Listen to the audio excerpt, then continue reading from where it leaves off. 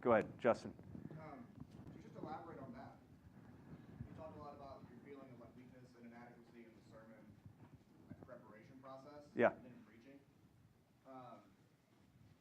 What about your formation outside of the dealing with the text, outside of preparing for the sermon, but your just formation as a pastor during the week and everyday life? One, and then two, how do you deal with maybe feelings of inadequacy outside of that? I don't know if that makes sense, but some of my struggle is like dealing with perceived inadequacies of character as a pastor. Yeah. Or just as a person. So how do you deal kind of with that? Let your people see those vulnerabilities Yeah. when you're preaching? Most pastors I know are really good at strategic vulnerability. Not true vulnerability, but strategic vulnerability. And what that means is you give the appearance of vulnerability, yet you've gained power, not your congregation. Does that make sense? You know, that's why you never confess sin specifically. You always confess generally from the pulpit. Have you heard that? Oh, I struggle too. You know, like, and but if you're looking at a power dynamic, the pastor's the one gaining all the power as they confess. Well, that's not true vulnerability. And so I do think, I'm trying to think of, for example, y'all are going to think horrible of me for doing this. Here's an example of true vulnerability, I think.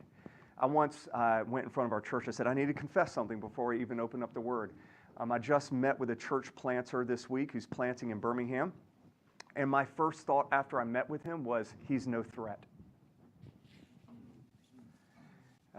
It's like, how hideous that your pastor thought that. Can we take time right now for y'all to pray from my heart before I open up God's Word? Because when you have thoughts like I could confess general things, but it's good from the pulpit to confess some very specific things, and your weaknesses and your failures like that. The pastor wields such power from the pulpit that you can't be too vulnerable from the pulpit to counter that. If I could give a few examples, let's see. For instance, I'm the only guy mic'd here in this room. So that means I have the power in this room. You guys, you all know my name. I know like two of yours. I can whisper, and those of you in the back of the room can hear me. That gives this false intimacy. So I could talk to the person in the back of the room like I talk to my wife, and yet they think we're really close and intimate, yet there is no intimacy there. That's a powerful tool there. And some of y'all probably go to churches where they beam your face, up on the video screen. So now not only can you whisper and the person in the back hear you, now they seem this close to you. And so now, they're right there and you're whispering and there's this close intimacy. Match that with some social media of pictures of you preparing your sermon. Now you've invited your church into your social life, put a few pictures of you with your family. Now they're in your family life. And now you have created this entire illusion, more like Simon the magician in Acts 8, than what true preaching should be. And I think pastors need to be aware of that. Like, Paul came in weakness. And it was the cross that was on display, and not all these power gimmicks that we have there. And so I think as vulnerable as you could be from the pulpit, Christ is exalted when you do that. I have no idea if that's what you wanted to talk about, but man, I could talk about this all day. Yeah, that, and then just how have your weaknesses shaped you as a pastor? Well, my dyslexia for sure has shaped me, and I'm so thankful the Lord did not show me I had dyslexia until 20 years into ministry. I probably would not have gone into a profession that demanded the amount of reading and speaking and writing that it does. And then my weaknesses, besides that really shaped me, my introvertedness, I've had to just get over. My wife and I have every person who visits Redeemer to our house for dinner. So that's meant in the last 3 months alone, we've had over 400 people over for dinner. It's an introvert's it's just horrible. But I tell each person, it's like, you're worth it. Like, you're worth it. And it's amazing how many introverts will come up to me afterwards and be like, thank you for saying that. Like, I'm going to get out of my comfort zone and do this. And I just acknowledge the awkwardness of it. Probably it'd be better to ask other people around me how the weakness has shaped the way I preach than actually me, because the areas I'm probably truly weak, I'm unaware of. But they would be able to point out, like, maybe a lack of empathy could be a weakness in me. Anybody else? Go ahead.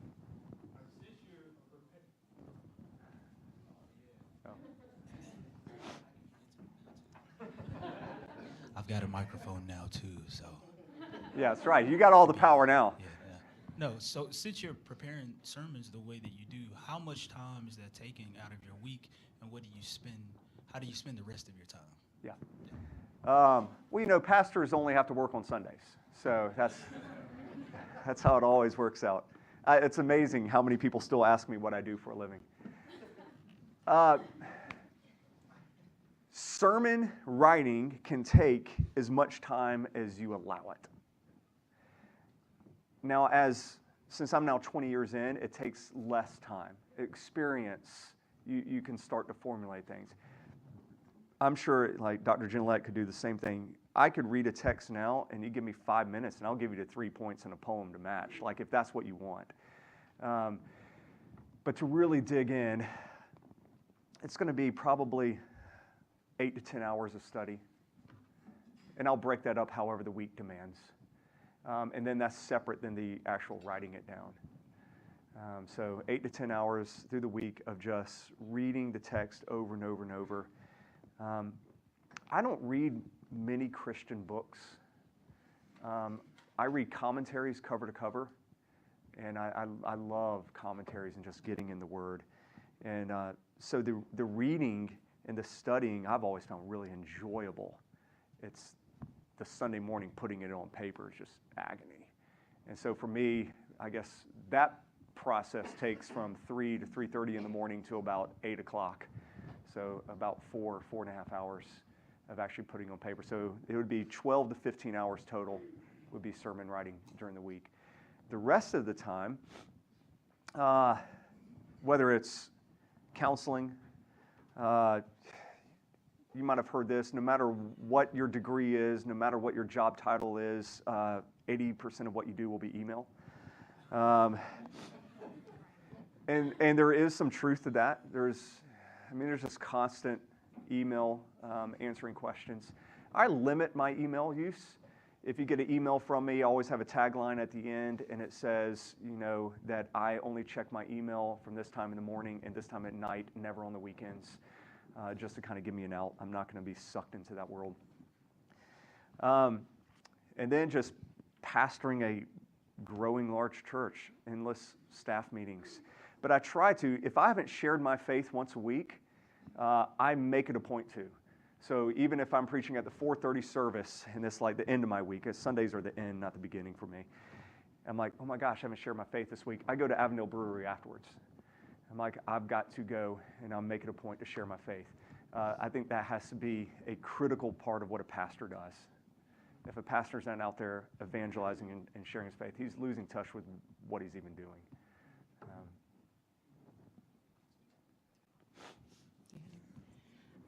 Because of the way you do formulate your sermons and you have the time throughout the week, do you see like other examples of pastoral ministry shaping the way you think about your sermon, like meetings with people, counseling situations? Not that you would ever call somebody out from the pulpit, but do you see how that also affects your sermon prep as well, too, just that pastoral ministry side?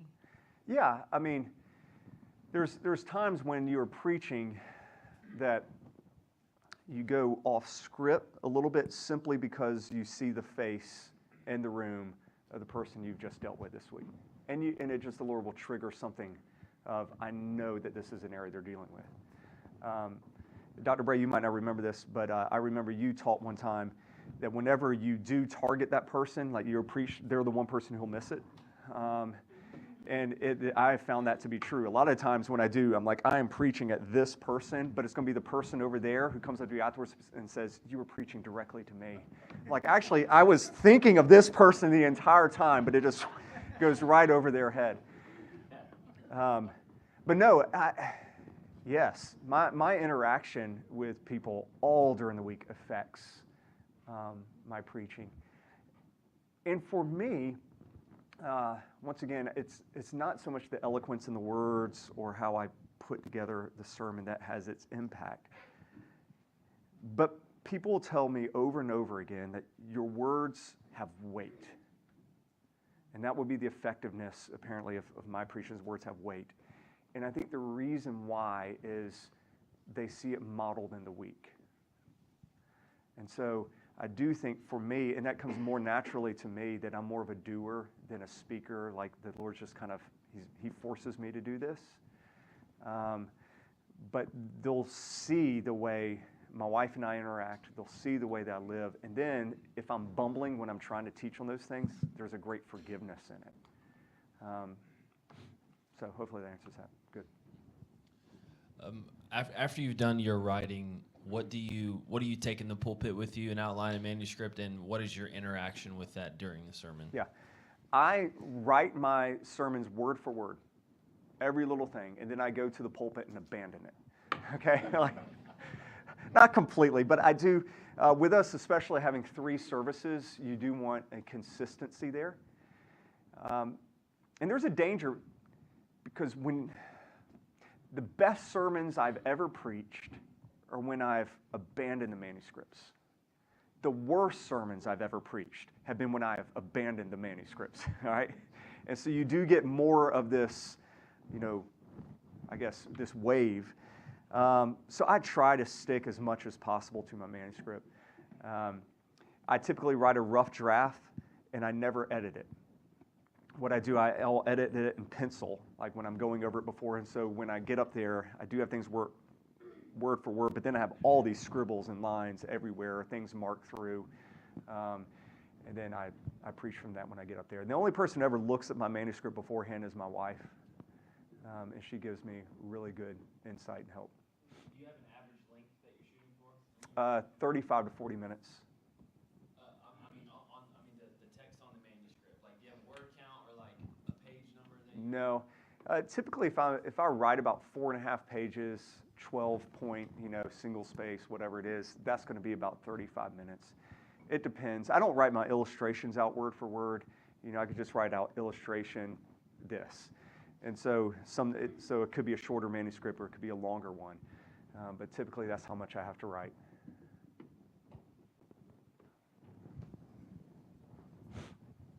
I think you began to answer this question, but who do you allow to speak into and correct, maybe when you're in error in preaching or to encourage you in your preaching? And have you found, who are the unsafe people that you do not allow to have input on your preaching? Yeah. My wife is my biggest encourager. This might not be true of most preachers, but I think it's true of a lot of them. You are your own worst critic when it comes to preaching. When you're done, a Sunday evening can be a dark time because all you think about is the things that you did not say. And there's also that aspect, if you remember, all good preaching fails. There's a degree of failure. And so there's always a little bit of sadness in my preaching when I'm done because I feel like I didn't adequately express this. And then I could deal with that. That's fine. But then you're like, I wish I had not said this. You begin thinking through some of the things that you had said, and you already know typically the mistakes you've made pretty well. And it's hard to get past that. So I have found I need more of my wife to come alongside and encourage me. And I think that's typical for a lot of preachers. They beat themselves up afterwards. I don't know really if I know many preachers who after they finish are like, man, nailed that one. got it. I mean, like, that was perfect. Angels in heaven were singing when I did this. So my wife, we do talk about it as a staff the next day. So we'll all talk about, so what do we think about the message? And so all the pastors will chime in. And we try to keep a very positive vibe when we do that. And I've definitely have been corrected by a number of my elders or pastors at times. Dude, you probably shouldn't have said it that strongly this way. And yeah, I just have to take them for it. Like, yeah, thank you for sharing that with me. Yeah. How do you deal with unhelpful criticism? Yeah. Well, for me, it might be unique in that I hate the sermon writing and preaching so much that I'm like, take it up with the Lord because He's the one forcing me to do this. like literally, I feel forced to do what I'm doing. And therefore, I've actually realized at first that caused some bitterness in me, but actually, I've realized it's shielded me from a lot of criticism over the years. Because I'm like, I know, I could tell you, I could criticize myself far more than you can. But the Lord's called me to do this. And I have to do this. And I'm believe it or not, I'm trying the best I can. And so it's shielded me a little bit in that criticism. What I find far more hurtful is the praise. And I think it was Bunyan who said this. And when he finished preaching afterwards, and somebody came up to him and said, "Wow, your sermon was amazing." He said, "I know, Satan already told me." And I think there's a lot of truth in that. The praise you get from people, you start seeking out those one or two people who every week always come up to me and are like, "Man, you killed it this week." Like, and that's far more dangerous. Anybody else? I've got a question. This kind of touches on what you think preaching is, maybe. Yeah. Like, do you have certain objectives when you preach, or are there particular themes that come out in your sermon, whether it's trying to preach what the text says, or point people to, forgiveness in Christ, or showing us how to live biblically? Like, what are you trying to do when you preach? Does that make sense? Yeah. I'd probably be a good Lutheran. I'm law and gospel. Or as Keller would say, you give people the moral imperative. You tell them how they failed. You tell them how Christ hasn't, and He's done it on your behalf. And there could be your outline for almost every message. You got to feel the moral imperative, and then you got to realize as you're dealing with that, gosh, I've really failed in that, but Christ has done this on my behalf. And I think a lot of my sermons follow that arc. Always going to be Christ central. Otherwise, I don't even know why we're gathering together. A weakness of mine is application and illustration. I once went an entire month and I never gave an illustration from the pulpit. And I think people still hung with me. I mean, they didn't leave. But that could be a weakness of mine. And then application gets the afterthought for me. Because so much, I think, if people actually understand what this says, application is the duh. Like, to me, it's like, well, of course, you apply it 1,000 different ways. And that makes sense for me, and it's going to make sense for most of you guys. I mean, because you've been living in that text for so long, you're already thinking through 1,000 different applications. And what I'm realizing is it's not that crystal clear for the person listening. That they do actually need some good connecting points. And so if you can give a person at least one or two very tangible things they could do to take away, I found is extremely helpful. But that is a weakness of mine. To me, the point is always the gospel. Believe the gospel.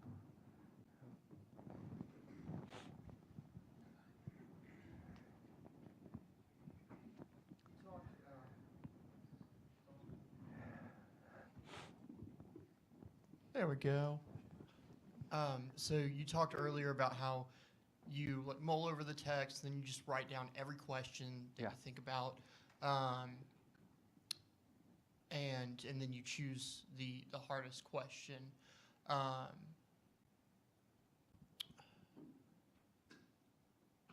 do you feel like that influences like what you write down on Sunday for your sermon?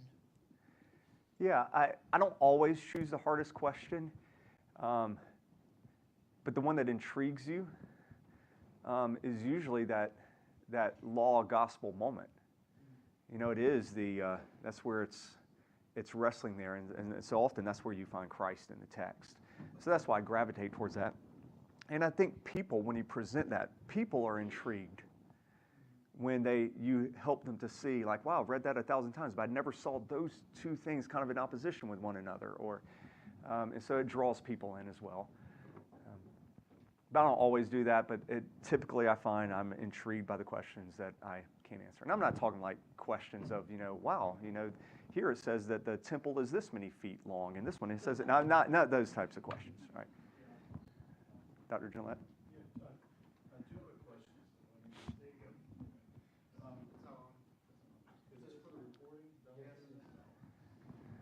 So one question would be, you've been at this now for 20 years. Yeah. I'm always curious to hear about people's own sort of development and process over these years. As you look back 20 years to now, what are some central changes that you might see in the way in which you've gone about the whole sermonizing project? I'm curious about that. And then secondly, do you, and if you do, who are the voices and the preachers that you're listening to that you would say, boy, I really, when I need to kind of think through my own call and my own vocation and how I do this, I like to turn on so-and-so. Okay. I'll answer that last one first. We'll go in reverse order. Yeah. So Dr. Piper, he came to Beeson a number of times when I was a student here. He actually taught a mini perspectives class. Beeson used to have a missions section that I was in, and he came and taught perspectives. But one of the things that he said was, find a dead theologian and make him a friend for life. And for him, it's Jonathan Edwards. That's his dead theologian. I can't understand Jonathan Edwards. So I've tried. And since Dr. Piper lived in Minneapolis, I made him my dead theologian. So this was around the year, 99. I spent 4 or 5 years, and I read every one of his books and every one of his sermons, to where I had his voice. He came over for dinner, and we were talking, and finally I had to confess to him. I was like, hey, you're my dead theologian. He's like, because I'm in Minneapolis. I was like, that's as good as dead to me. And he said, pick another one. So I picked another one. Tim Keller lives in New York. So I picked Tim Keller, a very different voice, more Lewis, if you want. And so I listened to every one of Keller's sermons and wrote down notes on it. So on my computer right now, you'll find almost 800 Keller sermons.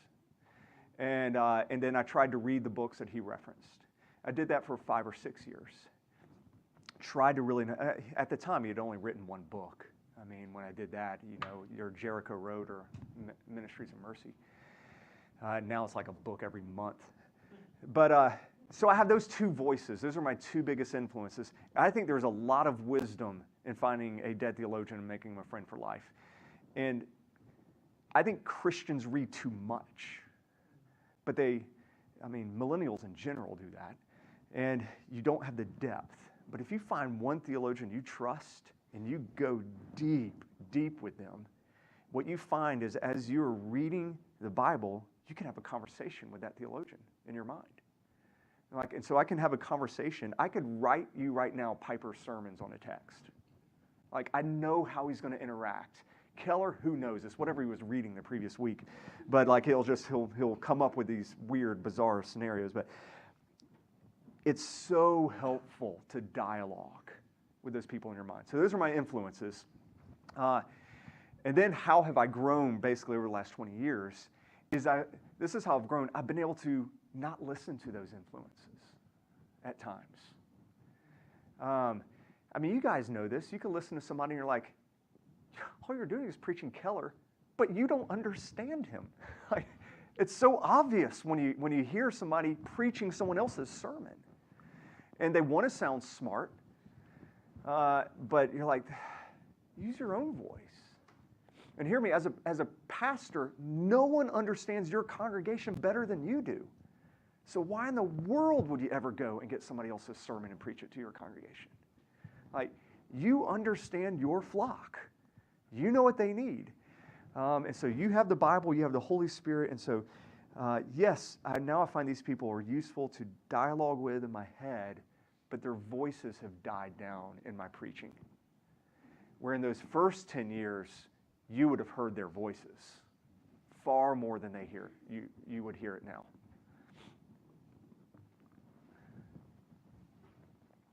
Anybody else? I guess we have one more question. Go ahead. You have so many of our Beeson people working at your church. Is there a Beeson imprint? Yes. Yes. What is it? We are, I would say, interdenominational. So, not non-denominational. We'd be closer to interdenominational. For instance, we allow for membership those who've been baptized as infants or baptized as believers. Although our eldership and myself believe and preach believers' baptism. But if Tim Keller wants to join my church or Dr. Bray, I'm going to let him. Like, I'm not going to say you can't do this because you haven't been baptized as a believer. And so that allows, and that's where Beeson is. And so we hold fast to the gospel. But we hold some other things a little more loosely. So almost all of our staff is from Beeson. Yeah, thanks.